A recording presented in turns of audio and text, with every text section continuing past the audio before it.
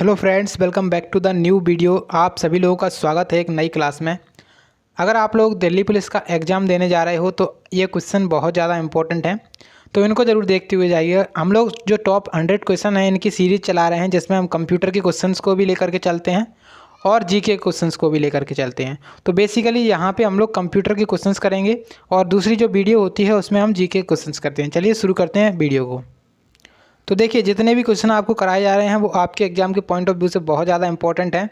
साथ में उनके एक्सप्लेनेशन जो बताए जाएंगे आपको, वो भी आप लोग एक बार ज़रूर से याद कर लीजिएगा, क्योंकि आपके एग्जाम में क्वेश्चन बन सकता है। देखिए, क्वेश्चन नंबर 1 है, इसमें बोल रहे हैं कि एक कंप्यूटर सिस्टम में एलईडी मॉनिटर है। एलईडी का फुल फॉर्म क्या है, यहाँ पे पूछ रहे हैं कि कुछ एक कंप्यूटर में सिस्टम में एलईडी क्या है, मॉनिटर है, तो एलईडी का फुल फॉर्म क्या है। तो एलईडी का फुल फॉर्म आपसे पूछा जा रहा है, यहीं ऐसे ही एग्जाम में आपसे क्वेश्चन पूछ सकता है। तो देखिए, एक होती है आपकी एलसीडी और एक होती है आपकी एलईडी। तो दो तरीके के होते हैं आपके मॉनिटर, ठीक है ना। तो जो एलईडी होता है इसका फुल फॉर्म क्या होता है, इसका फुल फॉर्म होता है light emitting diode.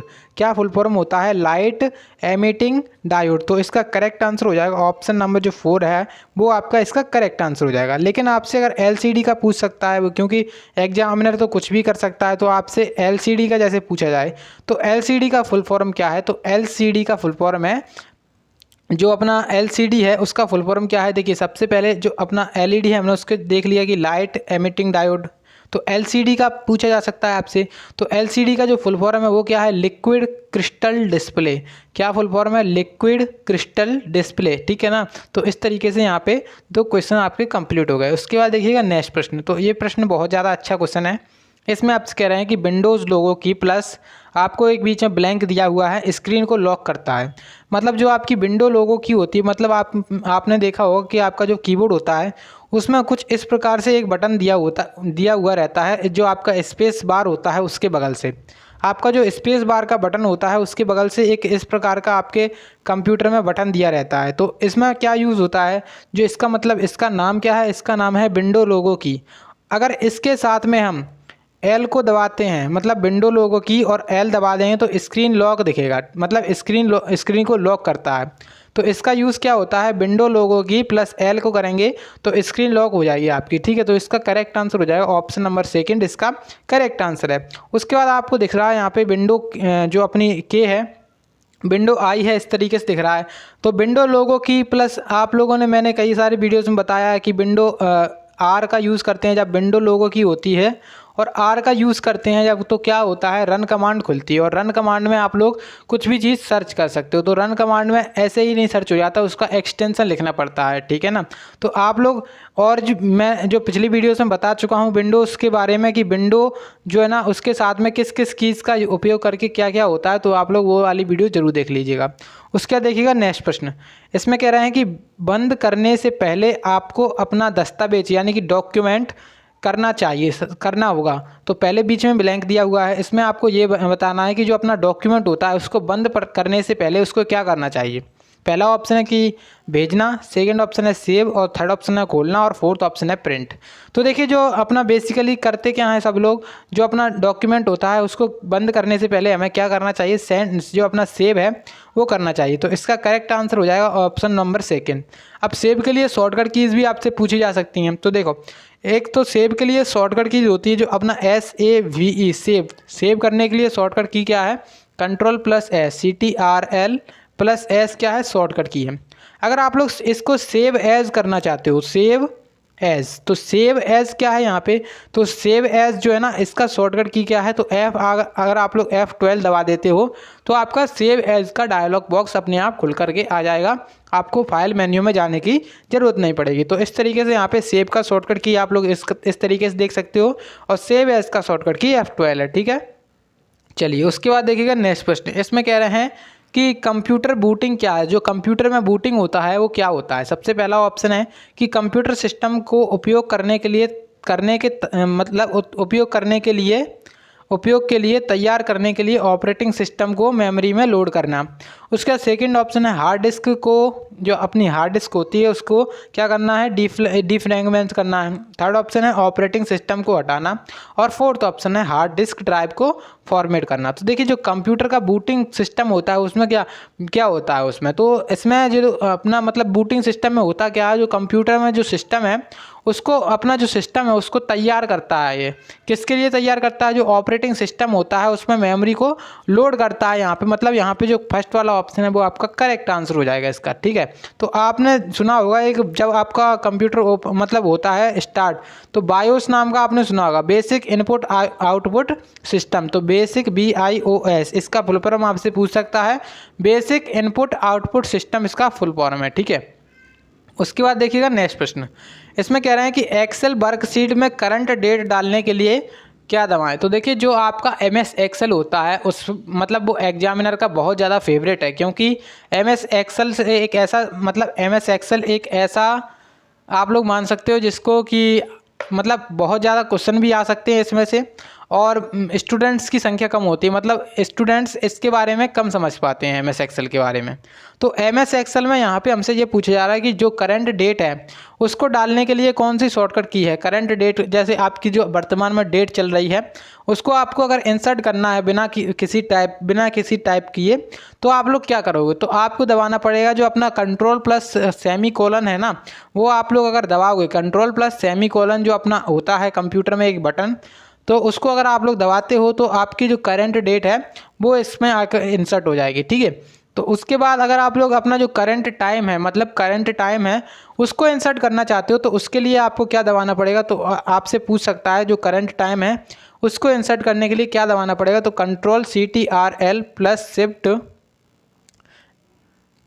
Plus semi colon, ठीक है। मतलब जो आपने अपनी पहले क्या किया है, करंट डेट डाल दी है, ठीक है। उसके बाद अगर आपको क्या करना है, उसके बाद आपको करंट टाइम डालना है कि अभी वर्तमान में कितना बजा हुआ है, तो उसके लिए आपको क्या करना पड़ेगा, control plus shift plus semi colon को दबाना पड़ेगा। अगर आप लोग ये दोनों चीज़ें साथ में डालना चाहते हो, मतलब आपकी डेट भी डल जाए और साथ में टाइम भी डल जाए, तो उसके लिए आपको क्या करना पड़ेगा, तो पहले आपको कंट्रोल प्लस सेमी कॉलन दबाना पड़ेगा, उसके बाद आपको करना पड़ेगा control plus shift plus semi colon, ये किसके लिए हो जाएगा, टाइम के लिए। तो इस तरीके से आपके दोनों चीज़ें साथ में आ जाएंगी, ठीक है।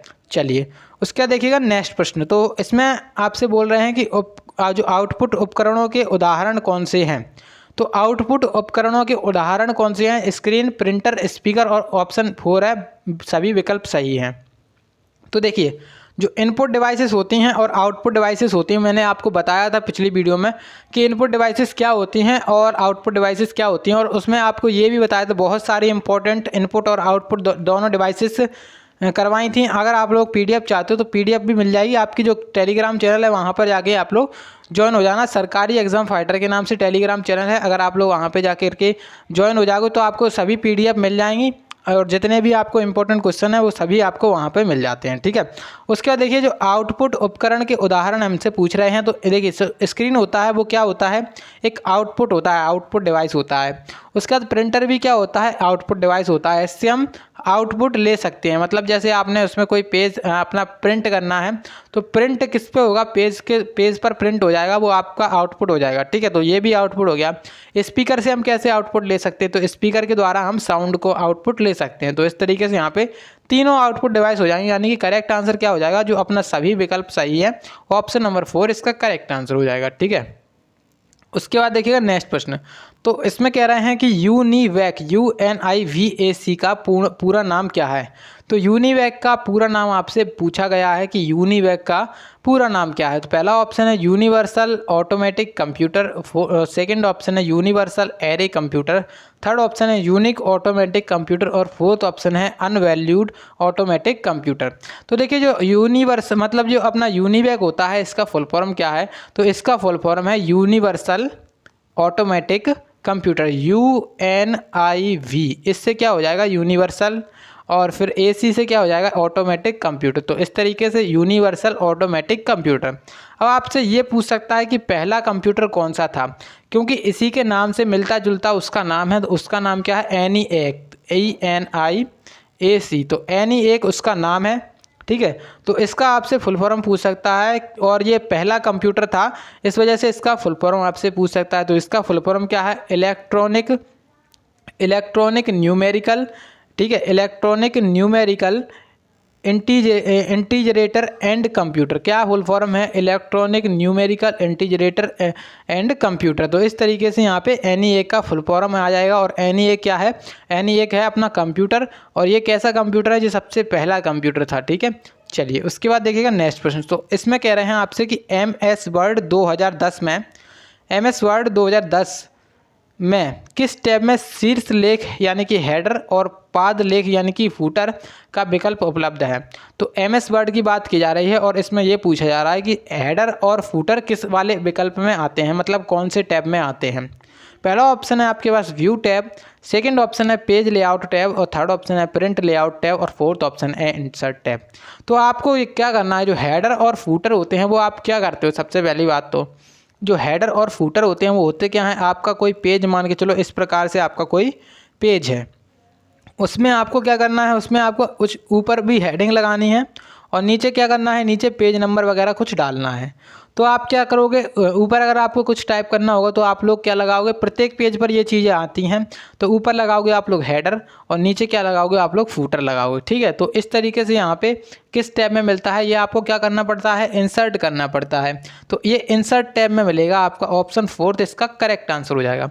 इंसर्ट टैब में और कौन कौन से मिलते हैं, तो इंसर्ट टैब में ही आपको पिक्चर्स मिलेंगी, इंसर्ट टैब में ही आपको शेप जितने भी शेप होते हैं, आपके जितने भी शेप्स होते हैं वो कहाँ पे मिलेंगे, आपको इंसर्ट टैब में मिलेंगे। तो इस तरीके से आपसे क्वेश्चन पूछा जा सकता है कि शेप निम्नलिखित में से MS वर्ड में कि शेप किस ऑप्शन में मिलेगा। तो इस तरीके से आपसे क्वेश्चन पूछा जा सकता है। उसके बाद आपसे ये पूछा जा सकता है कि व्यू टैब क्या है और पेज लेआउट टैब क्या है। तो व्यू टैब में आप लोग जो पेज होते हैं उसके मतलब कितने भी मतलब पेज के देखने के तरीके होते हैं, इसका नाम ही है व्यू टैब। उसमें आप लोग पेज को कितने तरीके से देख सकते हो, और उसमें आपके सामने नेविगेशन जो पान होता है उसको भी आप लोग टिक करके हटा सकते हो और लगा सकते हो। और उसके बाद जो आप में पेज में ग्रेड लाइन्स होती हैं वहाँ से इसको रिमूव कर सकते हो, ठीक है, और उसको फिर से लगा सकते हो। उसके बाद देखिए पेज लेआउट टैब क्या होता है। तो पेज लेआउट जो टैब होता है उसका यूज़ क्या होता है, इसमें बेसिकली पेज की सेटिंग होती है, जैसे कि आप पेज का मार्जिन कैसे करें, पेज का साइज़ क्या रखना है, पेज की ओरिएंटेशन क्या रखनी है, ये सब चीज़ें आपको पेज लेआउट टैब में मिल जाएंगी, ठीक है। चलिए उसके बाद देखिएगा नेक्स्ट प्रश्न। तो इसमें कह रहे हैं कि DSP में निम्नलिखित में से कौन सा इनपुट डेटा के एड्रेस के साथ साथ डेटा और प्रोग्राम मेमोरी में संग्रहित गुणांक का ट्रैक रखता है। तो क्वेश्चन आपको समझ में नहीं आएगा, बहुत ज़्यादा मतलब उच्च लेवल का क्वेश्चन है। DSP, सबसे पहली बात तो DSP क्या होता है वो आपको पता होना चाहिए। तो DSP का आपसे पूर्ण रूप पूछा जा सकता है, यानी कि फुल फॉर्म पूछा जा सकता है। तो DSP का पूर्ण रूप होता है डिजिटल सिग्नेचर, क्या होता है, डिजिटल सिग्नेचर प्रोसेसर। DSP का फुल फॉर्म है डिजिटल सिग्नेचर प्रोसेसर। उसके बाद देखिए जो DSP होता है ये क्या होता है, DSP होता है एक विशेष सूक्ष्म प्रोसेसर चिप होती है। क्या होती है, एक विशेष प्रकार की सूक्ष्म प्रोसेसर चिप होती है। आपने प्रोसेसर तो देखा ही होगा कंप्यूटर का, उसमें आपने देखा होगा प्रोसेसर किसका बना हुआ रहता है, सिलिकॉन का बना हुआ रहता है। तो जो DSP होता है एक विशेष सूक्ष्म प्रोसेसर चिप होता है, ठीक है ना। तो इस तरीके से यहाँ पे जो करेक्ट आंसर, मतलब यहाँ पे क्वेश्चन हमसे क्या पूछ रहा है कि निम्नलिखित में से कौन सा इनपुट डेटा के एड्रेस के साथ साथ डेटा और प्रोग्राम मेमोरी में संग्रहित गुणांक का ट्रैक रखता है। तो उसका राइट आंसर हो जाएगा डेटा एड्रेस जनरेटर। उसको डेटा एड्रेस जनरेटर कहा जाता है। करेक्ट आंसर इसका ऑप्शन नंबर 4 हो जाएगा। उसका देखिएगा लास्ट प्रश्न, इसमें कह रहे हैं कि Alt+ किस बटन का यूज़ करके विंडो 10 में साइन इन स्क्रीन पर आपका पासवर्ड दर्शाता है। आप जैसे पासवर्ड डाल रहे हो कंप्यूटर में, ठीक है, तो आपने देखा कि आपका पासवर्ड शो नहीं कर रहा है, तो यहाँ पे आपको पासवर्ड दर्शाना है। और Alt+ किस का यूज़ करके, मतलब कौन सी की है ऐसी जिसका यूज़ करने से आप विंडो 10 में साइन इन पर आपका पासवर्ड दर्शाएगा। तो ऐसा मतलब Alt के साथ अगर हम ALT आपका जो लिखा हुआ है, Alt के साथ अगर हम F8 दबाते हैं, क्या दबाते हैं, F8 दबाते हैं, तो इस वजह से क्या हो जाएगा, जो आपका पासवर्ड है वो शो करने लगेगा, ठीक है। तो यहाँ पे करेक्ट आंसर हो जाएगा ऑप्शन नंबर 2। अब मैं आपको एक शॉर्टकट और बता रहा हूँ। आपको जैसे अपना कंप्यूटर है उसको शट डाउन करना है, और शट डाउन के लिए आप लोग क्या करोगे, तो Alt+F4 दबाओगे, Alt+ +F4 दबाओगे तो आपके सामने एक शटडाउन का डायलॉग बॉक्स ओपन होगा और उसको आपको क्या करना है, एंटर के माध्यम से ओके कर देना है। तो इस तरीके से आपका जो अपना कंप्यूटर है वो ऑटोमेटिकली शट डाउन हो जाएगा। आपको जो माउस है उसकी ज़रूरत नहीं पड़ेगी उसको शट डाउन करने के लिए, ठीक है। तो इस तरीके से यहाँ पे एक चीज़ और है F1। तो F1 का यूज़ कहाँ पे किया जाता है, तो F1 जो है ना उसका यूज़ किया जाता है हेल्प के लिए। हेल्प के लिए F1 का यूज़ किया जाता है। उसके बाद आप लोग F5 होता है, इसका यूज़ कहाँ पर किया जाता है, इसका यूज़ किया जाता है रिफ्रेश के लिए, REFRESH, रिफ्रेश के लिए F5 का यूज़ किया जाता है, ठीक है। उसके बाद F12 आपके सामने पूछा जाए कि F12, तो F12 में बेसिकली आप लोग जब MS वर्ड चला रहे होते हो तो उसमें आपको अगर फाइल को सेव एज करना है तो आप लोग F12 दबाएंगे और सेव एज का डायलॉग बॉक्स ओपन हो जाएगा। तो इस तरीके से यहाँ पे जो क्वेश्चन आपके हुए हैं आज के, उम्मीद है कि आप सभी लोगों ने क्वेश्चन सभी नोट किए होंगे और इन क्वेश्चन से संबंधित जो क्वेश्चन मैंने आपको बताए हैं तो वो भी आप लोगों ने नोट किए होंगे। और अगर आप लोगों ने मेरे GS वाले वीडियो नहीं देखे हैं, GK GS वाले, तो वो भी देख लेना, आपके एग्जाम के पॉइंट ऑफ व्यू से बहुत ज़्यादा इंपॉर्टेंट हैं। तो मिलते हैं अगली वीडियो में, तब तक के लिए जय हिंद जय भारत।